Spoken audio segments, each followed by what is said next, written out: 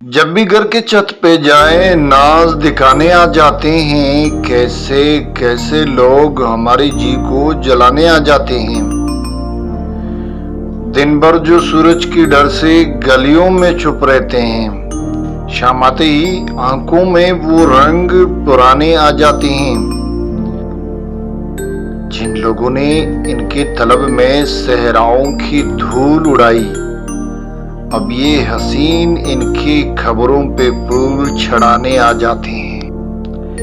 कौन सा जादू है जिससे गम की अंधेरी सर्द गप्पा में लाख निसाई सांस दिलों के रोग मिटाने आ जाते हैं। जकी रेशमी रुमालों को किस किस की नजर से छुपाए, जकी रेशमी रुमालों को किस किस की नजरों से छुपाए। कैसे हैं वो लोग जिन्हें ये राज छुपाने आ जाते हैं।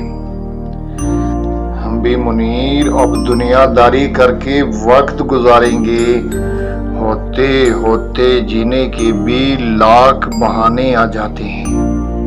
होते होते जीने के भी लाख बहाने आ जाते हैं। इतनी मुनीर न्याजी की गजल जो कि आपके गोशगुजार की गई जिंदगी रही, तो आपके सामने जफर गोरखपुरी की गजल शाह कहा गया कभी पत्थर कहा गया, वो आपके सामने हम रखेंगे। मगर तब तक के लिए अपना बहुत सारा ख्याल रखिएगा और मुझे दीजिएगा इजाजत। अल्लाह हाफिज, फी अमानिल्लाह।